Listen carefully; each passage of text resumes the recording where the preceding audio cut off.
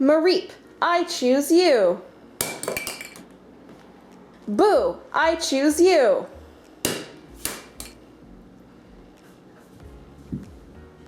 Hello everyone, and welcome to Reviewing While I Draw Badly, the show where I review video games while drawing badly.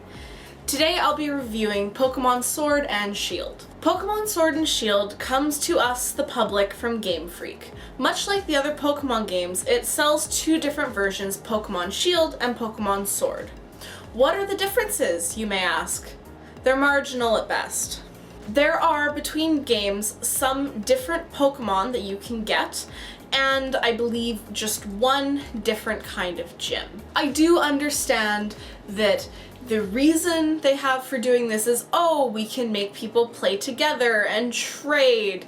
I think it's just a way of getting double the money out of us. I played Sword because I liked the dog with the sword in its mouth. It kind of reminded me of Rapide from Tales of Vesperia, which automatically I will buy that. Before I get too far into the actual review, I wanted to very briefly touch on the controversies surrounding this game.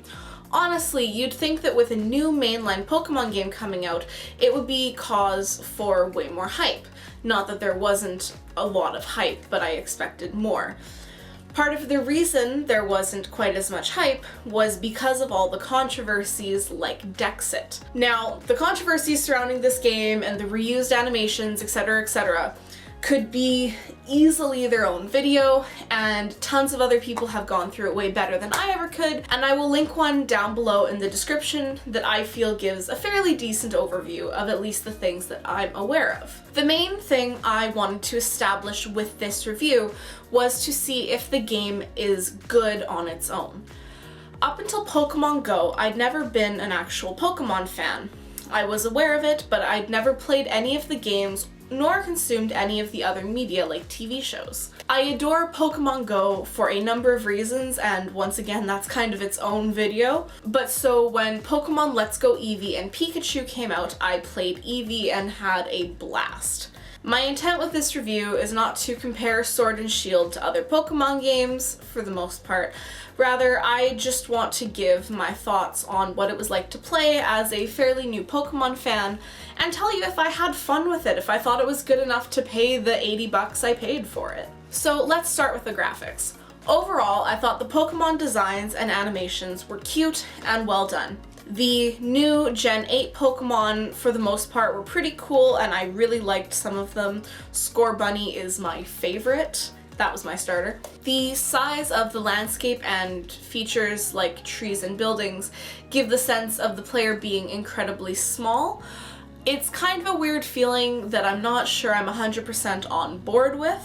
On one hand, it makes me feel like I'm a small cog in a huge clock, and that can be very interesting as you try to climb your way up from random person in a small town to #1 Pokemon trainer. On the other hand, often it feels like there's wasted space or empty space, and as lively as the game world does tend to feel, this is something that I do think maybe detracts from that a little bit. The actual graphics look nice. They're nothing out of this world. I've seen better graphics on the Switch. I have also seen worse graphics on the Switch. They're nice, that's it. They are cartoony, but they're not cartoony to the point of absurdity or being super abstract, which I can appreciate. In areas with more going on in them, there is often a very large issue with render distance.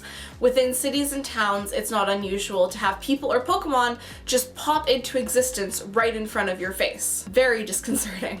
The music in the game I found I often enjoyed, but I really just want to highlight that hiding specific kinds of volume control behind some random NPC is a dick move. Who thought that was a good idea? Just have your volume settings already in the settings menu. You want to talk about actual good ideas though, the wild area.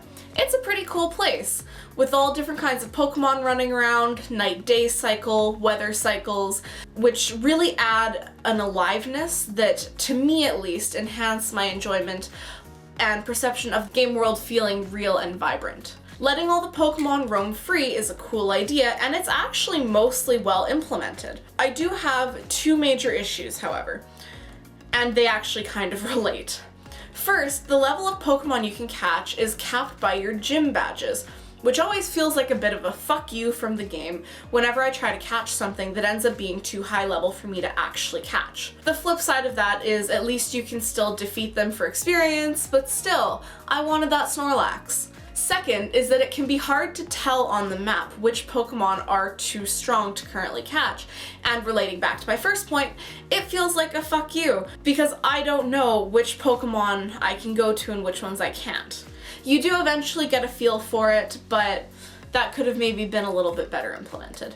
Overall though, Wild Area, very good choice, and I do hope to see it in the next Pokemon game. Speaking of new gameplay I overall enjoy, the gyms are pretty great. Some of those gym challenges are a ton of fun and give a really nice break from the main gameplay loop. My personal favorite for the gym challenges was the first challenge where you herd sheep.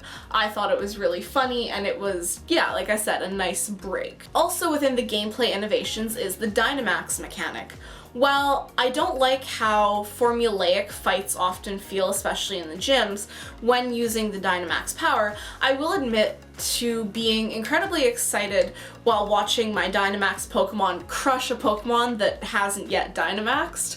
There's something just supremely satisfying about watching that health bar just chop all the way down. I do think that having to account for this specific new mechanic that other characters also have adds another level of gameplay. I just wish it was maybe a slightly more complex layer. You always know when opponents are going to be Dynamaxing because it's the same every time, and I do wish we could have gotten a little more opportunities to strategize. So now let's talk about the storyline and the characters. I really enjoy how much customization and clothing options exist for your player character, while the other characters in the game are fun, stereotypical, and sometimes can be one note, but they often feel alive due to their dialogue, which, while cliche, has that distinct sense of sincerity that makes me really enjoy it and get fairly invested in some of these characters. Speaking of stereotypical, the storyline.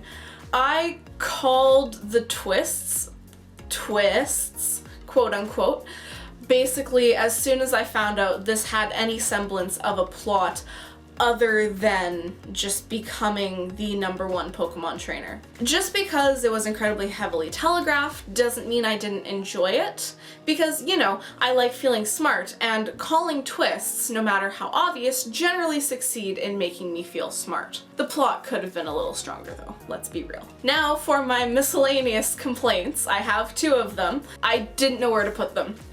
So this makes me laugh every time it happens. Every time I climb the ladder, the whole world stops. I know other people have pointed this out. I noticed it in my game and went on Twitter a couple hours later and saw people with GIFs of climbing up the ladder and the whole world stopping. But it's funny, and how did something like that get missed during testing? My other random complaint is that I can't sort my Pokemon. Seriously. Pokemon Let's Go Eevee and Pikachu had sorting of the Pokemon in the Pokemon box. How did that get missed? How hard would that have been to implement? Seriously, guys. As a game, standing by itself, alone in a wheat field, Pokemon Sword and Shield is fun. It feels kind of rushed. It feels like there were a few things that maybe could have been given extra attention and care. But it's a Pokemon game with some new Pokemon, some cool Pokemon, some cute Pokemon. There's not a whole lot to say. If you're into the basic gameplay loop, it's more of that. If you're not into the basic gameplay loop, there is not enough innovation for you to be interested. One last quick note. I am aware that there are expansions coming out within the next year. I will be getting them, and I will probably be back to tell you all about them and draw more bad Pokemon. I'm not entirely convinced they'll be worth the money, but we'll wait and see. And with that, thank you for watching me draw badly and talk about Pokemon Sword and Shield. I hope you enjoyed the video. If you did, consider subscribing for more game reviews while I draw badly. Let me know in the comments how you felt about Pokemon Sword and Shield, and check the link in the description for my top 5 games of 2019 video. I'll see you in the next review.